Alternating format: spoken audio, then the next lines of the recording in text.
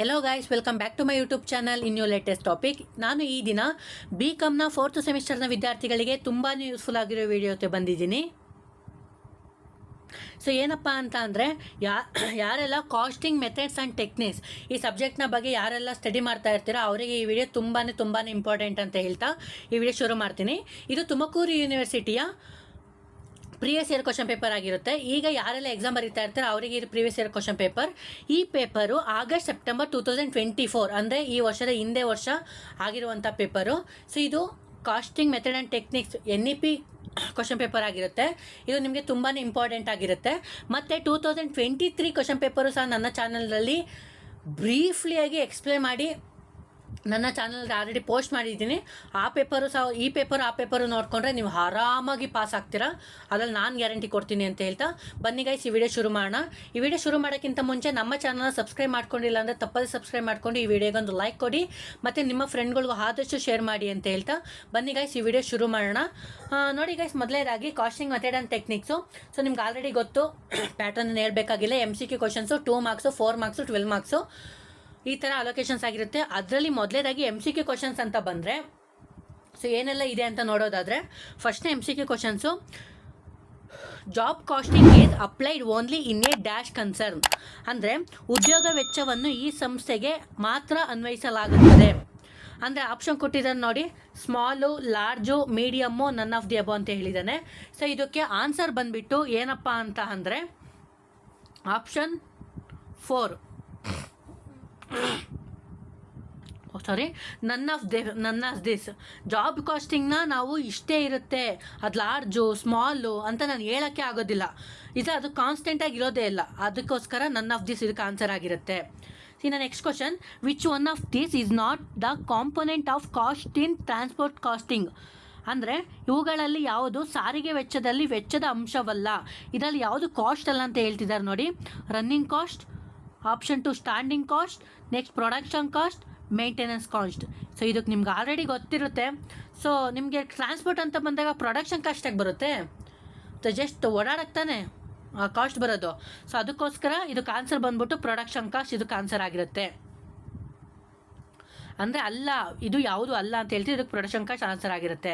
ಇನ್ನು next question ನೋಡಿ, so the activity based cost and items for which cost measurement in required is called. ಅಂದರೆ ಚಟುವಟಿಕೆ ಆಧಾರಿತ ವೆಚ್ಚದಲ್ಲಿ ವೆಚ್ಚ ಮಾಪನ ಅಗತ್ಯವಿರುವುದನ್ನು ಹೀಗೆ ಕರೆಯಲಾಗುತ್ತದೆ: cost driver, cost object, allocations, cost pole.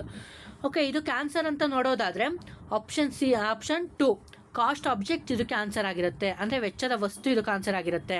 ಇನ್ನು next question, the PV ratio of the product is 0.6 and profit is 9,000. The margin of safety is. ಅದೇ ಅದಕ್ಕೆ ಅದು PV ರೇಷಿಯೋ ಒಂದು ಫಾರ್ಮುಲಾ ಬರುತ್ತೆ, ಅದನ್ನ ಹಾಕೊಂಡು ಕ್ಯಾಲ್ಕುಲೇಷನ್ ಮಾಡ್ಕೊಳ್ಳಿ.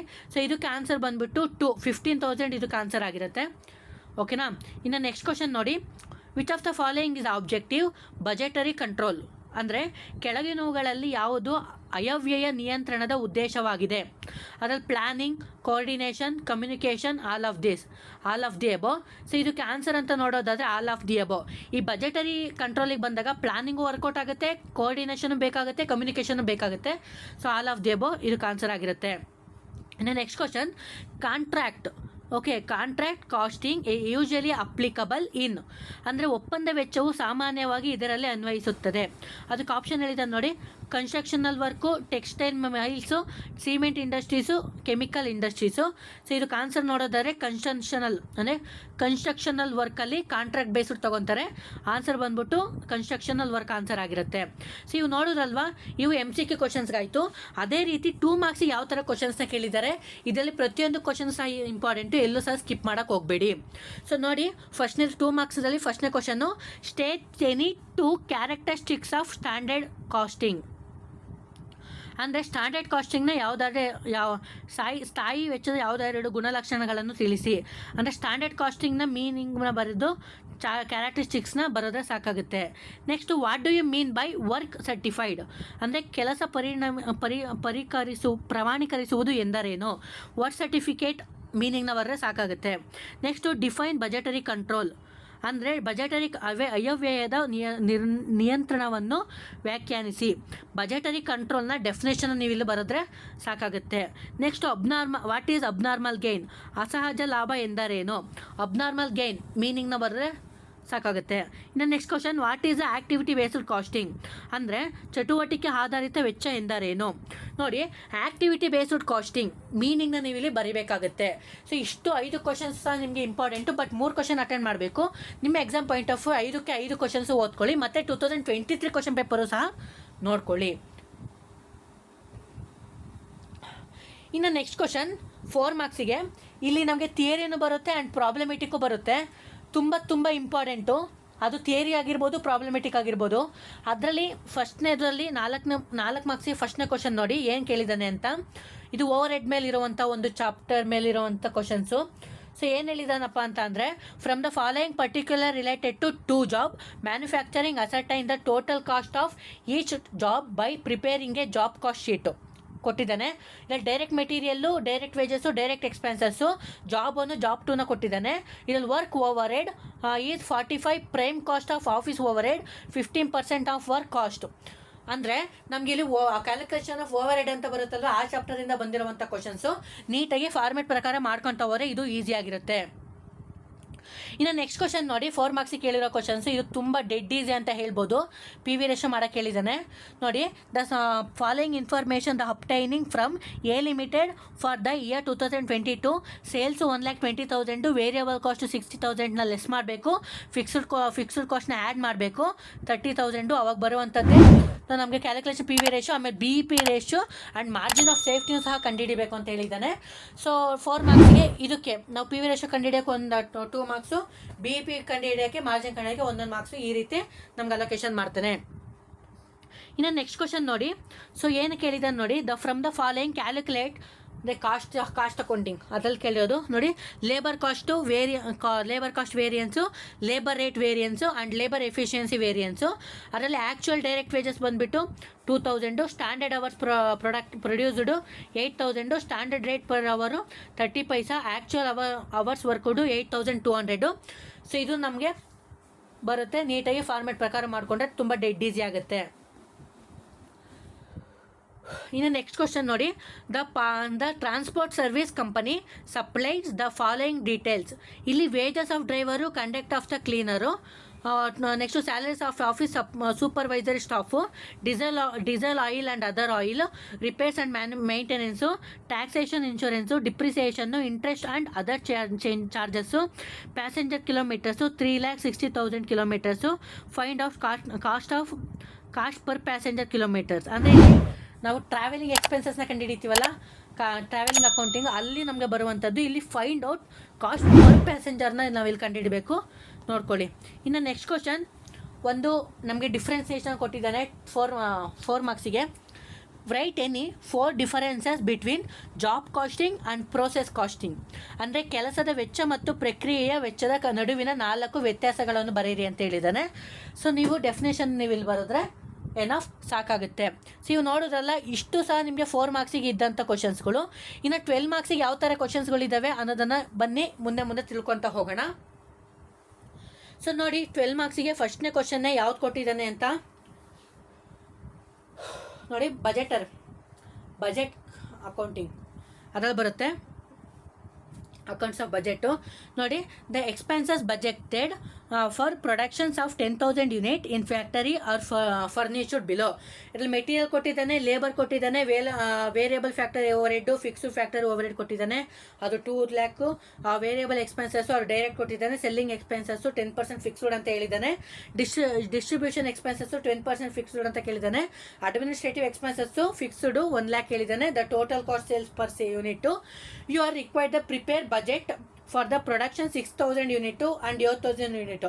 ತುಂಬ ಡೆಡ್ ಈಸಿ ಆಗಿರುತ್ತೆ ಈ ಬಜೆಟರಿ ಅಕೌಂಟು. ಸೊ ಇದನ್ನು ನೀಟಾಗಿ ನೋಡ್ಕೊಳ್ಳಿ. ಇನ್ನು ನೆಕ್ಸ್ಟ್ ಕ್ವಶನ್ ನೋಡೋಣ. ಸೊ ಏನಪ್ಪ ಹೇಳಿದ್ದಾನೆ ಅಂತ ಬೇಕಾ ಒಂದೇ ಪೇಜಿಗೆ ಬರುತ್ತೆ, ಸ್ಕ್ರೀನ್ಶಾಟ್ನ ತೊಗೊಬೋದು. ಸೊ ನೋಡಿ, Sahyadri construction company limited as the undertaken constructions of road of A municipal corporation. The value of the construct is 7,500 subject to retention to 20% until year after certified completion of the contract and final approval of the corporation's engineer. The following is a detail shown in the books of on 31st 2022 ಹೇಳಿದ್ದಾನೆ. ಇದರಲ್ಲಿ materials and site, labour, plant and sent site, direct expenses, general overhead, material and, wages accrued, plant and hand, works not head certified at cost, amount of work certified by engineer, cash received on account. So ಏನು ಇದು ಕೊಟ್ಟಿದ್ದಾನಲ್ವ, ಏನನ್ನು ಕಂಡುಹಿಡಿಯಕ್ಕೆ ಹೇಳಿದ್ದಾನೆ ಅಂತ ಅಂದರೆ contract ಅಕೌಂಟ್ನ prepare ಮಾಡಬೇಕು, ಕಾಂಟ್ರಾಕ್ಟಿ ಅಕೌಂಟ್ನ prepare ಮಾಡಬೇಕು, and then show heads appear of the balance ಶೀಟ್ನ ಸಹ ನಾವು ಇಲ್ಲಿ ಕ್ಯಾಲ್ಕುಲೇಷನ್ನ ಮಾಡ್ಕೊಬೇಕು. ಇಷ್ಟು ಸಹ ನಮಗೆ ಕ್ಯಾಸ್ಟ್ ಅಕೌಂಟಿಂಗಲ್ಲಿ ಬರುತ್ತೆ, ನೋಡ್ಕೊಳ್ಳಿ, ತುಂಬ ಈಸಿ ಇರುತ್ತೆ. ಇನ್ನು ನೆಕ್ಸ್ಟ್ ಕ್ವಶನ್ ನೋಡಿ ಏನು ಹೇಳಿದ್ದಾನೆ ಅಂತ ನೋಡೋದಾದರೆ, ಸೊ ಇದಂತ ಒನ್ ಆಫ್ ದ ನನ್ನಂತೂ ಫೇವ್ರೇಟು, ಅಂದರೆ ಅಬ್ನಾರ್ಮಲ್ ಗೇನ್ ಕಂಡುಹಿಡಿಯುವಂಥದ್ದು, abnormal loss, prepare process account ಕಂಡುಹಿಡಿಯೋದು ಹೇಳಿದ್ದಾನೆ.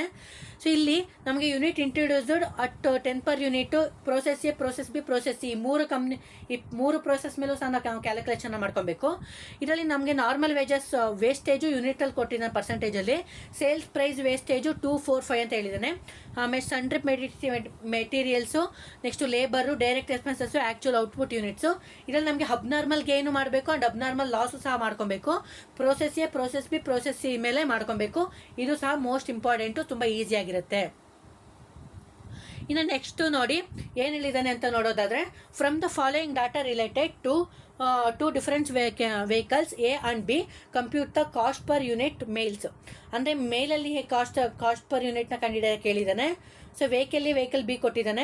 ಇದರಲ್ಲಿ ಮೈಲೇಜ್ ರನ್ನು ಆ್ಯನ್ಯುಯಲ್ ಆಗಿ ಹೇಳ್ತಿದ್ದಾನೆ, cost of vehicle, read licence annual ಆಗಿ, ಇನ್ಶೂರೆನ್ಸ್ ಆ್ಯನ್ಯುಯಲ್ಲು, ಗ್ಯಾರೇಜ್ ಅಂಟು ಆ್ಯನ್ಯುಯಲ್ ಆಗಿ ಹೇಳಿದ್ದಾನೆ. Supervision and salaries, driver wages per ಅವರು ಹೇಳಿದ್ದಾನೆ. So next cost fuel per gallon, so miles run per gallon, repair and maintenance per mile, so tyre allocations per mile, estimation life vehicle miles. ಇಲ್ಲಿ charges interest 5% annum cost vehicle, the vehicle run 40 mile in hour of in average. So ಏನನ್ನ ಕಂಡುಹಿಡಿಯೋದಕ್ಕೆ travelling expenses ಎಷ್ಟಾಗಿದೆ, ಅದು travelling ಅಕೌಂಟ್ನ ಬಗ್ಗೆ ಕೇಳ್ತಿದ್ದಾನೆ. ಅದನ್ನು ನೀವು ನೀಟಾಗಿ ನೋಡಿಕೊಂಡು ಹೋಗ್ಕೊಳ್ಳಿ, ತುಂಬ ಡೆಡ್ ಈಸಿ ಆಗಿರುತ್ತೆ. ಇನ್ನು ನೆಕ್ಸ್ಟು ಲಾಸ್ಟ್ ಕ್ವಶನ್ನು 12 ಮಾರ್ಕ್ಸಿಗೆ ಸಂಬಂಧಪಟ್ಟಂಗೆ ಏನು ಕೇಳಿದ್ದಾನೆ ಅಂತ ನೋಡೋದಾದರೆ, the standard mix to produce 1 unit products is follows. ಇದರಲ್ಲಿ ಮೆಟೀರಿಯಲ್ ಎ, ಬಿ, ಸಿ ಕೊಟ್ಟಿದ್ದಾನೆ. ಸೊ ಅದಕ್ಕೆ ಯೂನಿಟ್ಸ್ಗಳನ್ನ ಕೊಟ್ಟಿದ್ದಾನೆ, ಅದನ್ನು ನೋಡ್ಕೊಬೋದು. ಇಲ್ಲೇನಪ್ಪ ಹೇಳಿದಂದರೆ, during the month of April 10 unit were actual produced and consumption was as follows. ಎಷ್ಟು ಕನ್ಸಂಪ್ಷನ್ ಆಗ್ತಿದೆ ಅವ್ನು ಕೊಟ್ಟಿರೋದಷ್ಟು, ಬಟ್ ಇಲ್ಲಿ ಕನ್ಸಂಪ್ಷನ್ ಆಗ್ತಿರೋದು ಎಷ್ಟು ನೋಡಿ. ಮೆಟೀರಿಯಲ್ ಏನಲ್ಲಿ, ಮೆಟೀರಿಯಲ್ ಬಿ, ಮೆಟೀರಿಯಲ್ ಸಿ ಏನೇನು ಮಾಡೋಕ್ಕೆ ಹೇಳಿದ್ದಾನೆ ಅಂತ ನೋಡೋದಾದರೆ, material cost variance, material price variance, material usage variance, material mix variance. So ಇಷ್ಟು ಸಹ ನಿಮ್ಮ ಕಾಸ್ಟ್ ಅಕೌಂಟಿಂಗಲ್ಲಿ ತುಂಬ ಇಂಪಾರ್ಟೆಂಟ್ ಆಗಿರೋ ಟಾಪಿಕ್ಗಳು ಅಂತ ಹೇಳ್ತಾ, ಸೊ ಇಷ್ಟು ನಿಮ್ಮ ಕಾಸ್ಟ್ ಅಕೌಂಟ್ ಅಂದರೆ ಕಾಸ್ಟಿಂಗ್ ಮೆಥಡ್ ಆ್ಯಂಡ್ ಟೆಕ್ನಿಕ್ಸ್ಗೆ ಸಂಬಂಧಪಟ್ಟಂಗೆ ಇರುವಂತಹ ಇಂಪಾರ್ಟೆಂಟ್ ಟಾಪಿಕ್ಸ್ ಅಂತ ಪ್ರೀವಿಯಸ್ ಇಯರ್ ಕ್ವಶನ್ ಪೇಪರ್ ಅಂತ ಹೇಳ್ಬೋದು. ನಿಮ್ಗೊಂದು ಇನ್ನೊಂದು ಗೊತ್ತಿರಬೇಕು. ಸೊ ನನಗೆ ಆಲ್ರೆಡಿ ಈ ಪೇಪರ್ನ ನೋಡಿಕೊಂಡು ಸುಮಾರು 2 ವರ್ಷ ಆಯ್ತಾ ಬಂತು. ಸೊ ನಮ್ಗೆ ಆಲ್ರೆಡಿ ಕೆಲವೊಂದು ಕಾನ್ಸೆಪ್ಟ್ಗಳೆಲ್ಲ ಮರ್ತಂಗಾಗಿದೆ. ಬೇಕು ಅಂತಂದರೆ ನಾನು ಹೋದ ವರ್ಷ 2023 ಕ್ವಶನ್ ಪೇಪರ್ನ ನಾನು ಅಪ್ಲೋಡ್ ಮಾಡಿ ಅಲ್ಲಿ ಬ್ರೀಫ್ಲಾಗಿ ಎಕ್ಸ್ಪ್ಲೇನ್ ಮಾಡಿದ್ದೀನಿ. ಅಲ್ಲಿ ನೀವು ಹೋಗ್ಬೇಕಾದ್ರೆ ಪ್ರತಿಯೊಂದು ಕಾನ್ಸೆಪ್ಟು ಸಹ ನಾನು ಎಕ್ಸ್ಪ್ಲೇನ್ ಮಾಡಿದ್ದೀನಿ ಅಂತ ಹೇಳ್ತಾ, thank you guys, bye, see you, next ವಿಡಿಯೋದಲ್ಲಿ ಸಿಗ್ತೀನಿ. ಸೊ ಏನಪ್ಪ ಅಂತ ಅಂದರೆ, ನಾನು ಈಗ corporate accounting, advanced corporate accounting, Kannada, English ಮತ್ತು ಎಲ್ಲ ಪೇಪರು ಸಹ ನಾನು ಎಕ್ಸ್ಪ್ಲೇನ್ ಮಾಡ್ತಾ ಇರ್ತೀನಿ. ನಿಮ್ಮ ಈ ವಿಡಿಯೋಸ್ನ ಶೇರ್ ಮಾಡಿ ನಿಮ್ಮ ಫ್ರೆಂಡ್ಗಳಿಗೂ ಆದಷ್ಟು ಅಂತ ಸಬ್ಸ್ಕ್ರೈಬ್ ಮಾಡ್ಕೊಳ್ಳಿ ತಪ್ಪದೆ ಅಂತ ಹೇಳ್ತಾ, thank you guys, bye, see you, ಮತ್ತೊಂದು ವಿಡಿಯೋಲಿ ಸಿಗ್ತೀನಿ, ಬಾಯ್.